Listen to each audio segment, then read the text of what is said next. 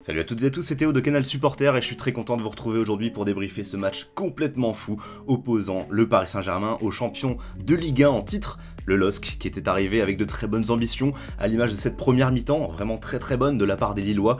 contrairement à celle des Parisiens. On va y revenir juste après. Ah oui, juste avant de continuer, je suis désolé de vous couper dans la lancée de ce débrief. Est-ce que vous pouvez vous abonner à la chaîne, laisser un petit pouce bleu, voilà, c'est le moment d'auto-promo, mais ça nous fait beaucoup de bien et ça nous encourage évidemment à être présents pour tous les débriefs et pour nous retrouver du coup après chaque fin de match. Allez, on continue tout de suite avec la suite du débrief. 2-1 pour le Paris Saint-Germain qui arrache encore une fois une victoire contre le cours du jeu, même si vous allez le voir, cette deuxième période est de très bonne facture de la part des hommes de Pochettino qui avaient donc très mal commencé ce match avec tout simplement très peu d'ambition, très peu de jeu tout court. On a eu beaucoup de mal à trouver les attaquants un petit peu, bon, vous connaissez un petit peu la constante de ce Paris Saint-Germain cette saison et encore une fois, j'arrivais à la mi-temps en me disant quelle honte cette première mi-temps, je souhaite même pas à mes pires ennemis de regarder ce genre de contenu et voilà, c'est tout simplement lassant de se retrouver avec toujours les mêmes problématiques, avec un Neymar balbutiant son meilleur football, quoi, qui a vraiment du mal même à se trouver avec Lionel Messi qui a été assez fantomatique, il faut le dire,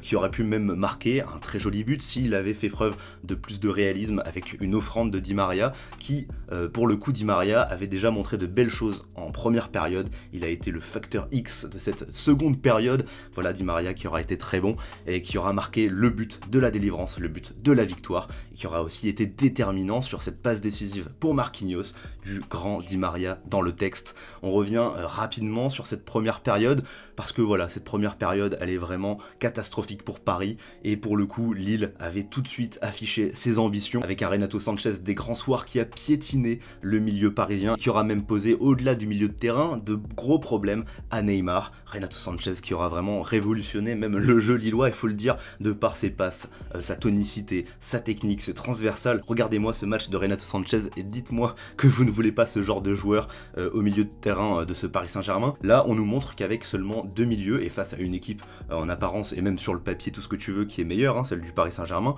et bien quand t'as des joueurs, comme Renato Sanchez qui prennent le jeu à leur compte comme ça, tu peux évoluer avec ce genre de milieu. Et ça favorise, ça bonifie l'attaque avec aussi un très bon Jonathan David à la finition, d'une passe de Burak Yılmaz qui a mélangé Kerrer sur son côté. Enfin voilà, bref. Lille a très bien entamé ce match, il a montré encore une fois de quel bois il se chauffait, que c'était bien le champion de Ligue 1, et je me suis dit à la mi-temps, mais quand même, on reste sur 2 défaites consécutives contre Lille en championnat, on perd le titre contre eux, on a perdu le trophée des champions aussi contre eux pour lancer cette nouvelle saison, quand même un peu d'orgueil s'il vous plaît, et franchement, j'ai été servi et j'en suis même surpris, agréablement surpris finalement, parce que moi-même j'étais assez résigné, je me disais bon, pour une fois, perdons ce match pour vraiment qu'on arrête d'avoir des cache-misères et qu'on se dise voilà ce que propose Paris depuis ce début de saison c'est pas bon et c'est vraiment à l'image de cette première mi-temps contre Lille.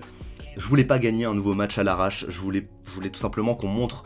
notre aveu de faiblesse pour essayer de rebondir, parce que voilà, on est premier de Ligue 1, c'est très paradoxal, mais on joue très mal. Mais pour le coup, là je suis content de cette victoire, je vais pas bouder mon plaisir parce que la deuxième mi-temps est très bonne, elle a été lancée par un très bon Di Maria, même Neymar a haussé son niveau de jeu, et je l'ai souvent dit, Neymar, il est bien meilleur passeur que technicien, et là voilà, il a un petit peu plus de mal niveau agilité depuis un petit moment, depuis voilà, il a pris un petit peu de poids, etc. Mais il compense avec une bonne aptitude physique, on l'a vu se bagarrer dans le bon sens du terme pour récupérer des ballons et profiter de sa très bonne technique pour décaler notamment Mauro Icardi avec un très bon extérieur du pied, vraiment somptueux, il a une vision du jeu qui est exceptionnelle Neymar, alors il faut qu'on en profite et qu'on arrête de lui mettre cette pression constante. Certes il n'est pas à son bon niveau depuis le début de saison, mais il le prouve aujourd'hui, la saison est longue et avec une telle aisance technique, il faut tout miser et en faire un bon playmaker de ce Paris Saint-Germain qui, allié avec Di Maria à ce niveau-là, fait des merveilles. Voilà, Mauro Icardi lui aussi a fait une bonne entrée, même s'il n'est pas décisif, qu'il a raté son face-à-face par 2 fois de la tête et donc aussi du bout de son pied face au gardien lillois. Le Paris Saint-Germain qui est passé à une défense à 3 pour remonter ses pistons et pour aussi proposer à Marquinhos d'aider en attaque, ça a été décisif sur son but. Voilà, c'est aussi peut-être insufflé par un changement. Bon, je vais pas dire que c'est la faute de Messi, clairement tous les maux de ce Paris Saint-Germain ne reposent pas sur Lionel Messi et sa contre-performance du soir. Toute l'équipe du Paris Saint-Germain était apathique en première mi-temps, il faut pas tout remettre sur Léo Messi. Par contre, il y a une très très bonne réaction de ce Paris Saint-Germain, il faut aussi le dire, et Mauro Icardi, je pense qu'il aura donné envie aussi aux joueurs, aux ailiers, aux pistons de centrer, et finalement voilà, ça a apporté beaucoup plus de danger dans le jeu offensivement. Paris a beaucoup mieux contrecarré les offensives lilloises, et il faut le dire aussi, très bon match de Donnarumma qui nous fait rester dans le match dès l'entrée de jeu, avec une parade, et puis en seconde période, du bout des doigts encore une fois, il va repousser un ballon de Burak Yilmaz qui aurait pu le lober. Donnarumma qui a été excellent, il faut aussi le préciser, et c'est le premier soutien de cette équipe du Paris Saint-Germain qui a finalement réussi à sortir la tête de l'eau. Merci capitaine Marquis, hein, il faut rendre à César ce qui appartient à César.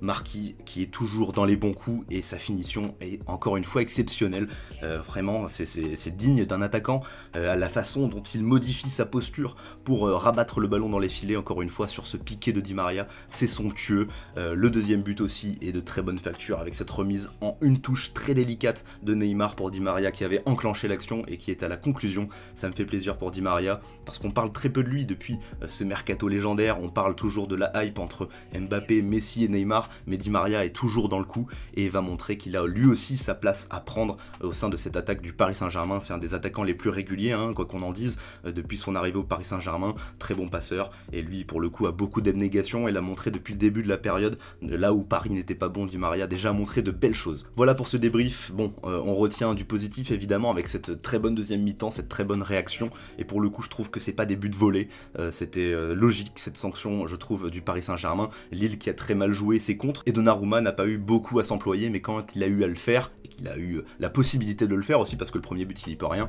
et bien Donnarumma a très bien joué le coup et a empêché Lille d'être réaliste et même d'enfoncer ce Paris Saint-Germain. Voilà pour ce débrief, donnez-moi le vôtre dans les commentaires. Évidemment, je garde en mémoire cette première mi-temps qui pour le coup est catastrophique de ce Paris Saint-Germain, c'est vraiment honteux cette première mi-temps, il faut le dire aussi. Mais voilà, ce débrief à chaud me fait rester quand même positif par rapport à cette deuxième mi-temps. C'est l'une des meilleures demi-heures, je pense, dans le jeu de ce Paris Saint-Germain en Ligue 1 cette saison. Voilà, la saison est encore longue, on a encore une nouvelle échéance contre Leipzig dans quelques jours, et il va falloir répondre présent pendant 90 minutes, parce que Leipzig, c'est encore un cran au-dessus par rapport à Lille. Voilà, on se retrouve très bientôt pour un débrief, notamment de ce match contre Leipzig. N'oubliez pas de vous abonner, on se retrouve très bientôt, c'était Théo, prenez soin de vous, et ciao tout le monde.